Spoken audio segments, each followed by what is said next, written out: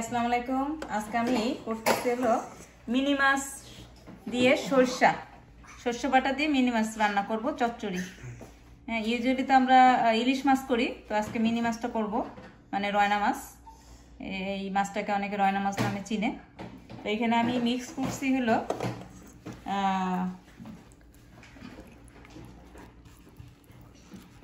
সরিষা বাটা, হ্যাঁ, তারপরে জিরা, হলুদ, শুকনো মরিচ, রসুন, আদা, পেঁয়াজ বাটা, আর একটা স্মল দিচ্ছি আমি এখানে, পেঁয়াজ চপ করে দিচ্ছি, আর হলো 4-5টা কাঁচামরিচও দিছি, 1 চামচ লবণ দিলাম। আর লবণটা আসলে যার যার টেস্ট করে নিতে হবে। আর এখানে তেল দিচ্ছি, এগুলো সরিষার তেল আমি ইউজ করতেছি, যেহেতু আমি সরিষা বাটা দিয়ে করবো এই জন্য সরিষার তেল নিলাম। আর সরিষার তেল দিয়েছি এখানে 5 টিস্পুন, ঠিক আছে। এখন আমি মাছটা এর মধ্যে দিয়ে মিক্স করব। এটা মিক্স করার পরে 30 মিনিট রেখে দেব ম্যারিনেট করার জন্য। 1 ঘন্টা রাখলেও অসুবিধা নাই, যত সময় নিয়ে রাখা যাবে ততই টেস্ট হবে আর কি, সেই জন্য। ঠিক আছে, তাহলে আমি এখন মাখায় রেখে দিচ্ছি। আমি 30 মিনিট পরে আবার দেখাবো যখন আমি চুলার উপর দিব। ওকে, এখানে আমি 1 কাপ পানিও দিলাম, পানি দিয়ে ম্যারিনেট করে রাখবো 30 মিনিটস। কেউ 1 ঘন্টা রাখলে কোনো অসুবিধা নেই। মাছটাতে আমি 30 মিনিটস পরে চুলায় দেওয়ার আগে আমি 1 কাপ পানি অ্যাড করছি। হ্যাঁ, 1 কাপ পানি দিয়ে আমি অন করে দিছি অলরেডি। এখন আবার ভিডিওতে আসলাম দেখানোর জন্য।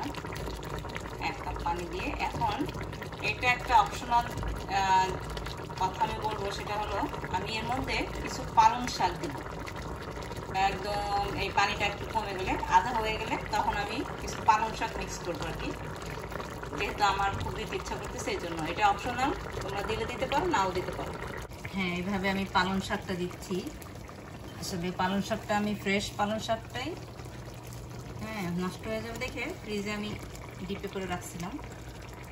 তো পালং শাকটা আমি এইভাবে দিচ্ছি এবং শাকটা এইভাবে আস্তে আস্তে করে পালং শাকটা এইভাবে দিয়ে দিচ্ছি।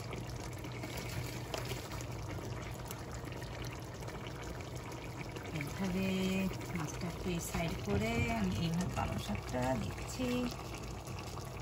এটা অপশনাল, তোমরা আবারও বললাম, না তোমরা পছন্দ না করলে নাও দিতে পারো। এই যেভাবে দিয়ে এইভাবে মাছটা আবার আমি এই পাশে দিব। এই মাছটাকে আমি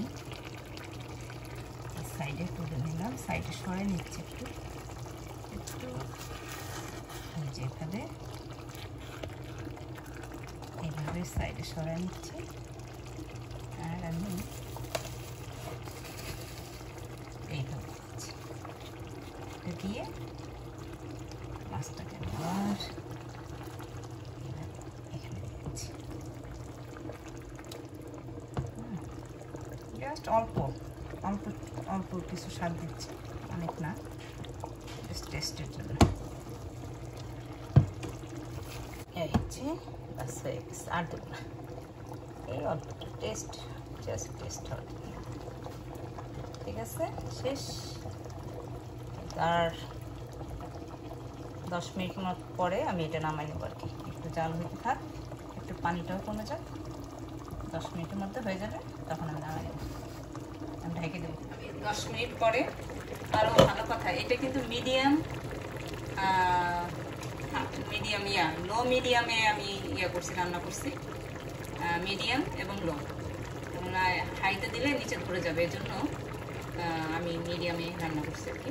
তো এখন খুলে রাখলাম, ঢাকনাটা খুলে দিলাম, রান্না শেষ। আর মেকশিওর এটা আসলে গরম ভাতেই সবচেয়ে বেশি মজা লাগবে, ভাত দিয়ে এটা আসলে মজা লাগে। তো ইনশাল্লাহ এভাবে করে চেষ্টা করুন সবাই, আর গরম ভাত দিয়ে খাবা, খুবই মজা লাগবে।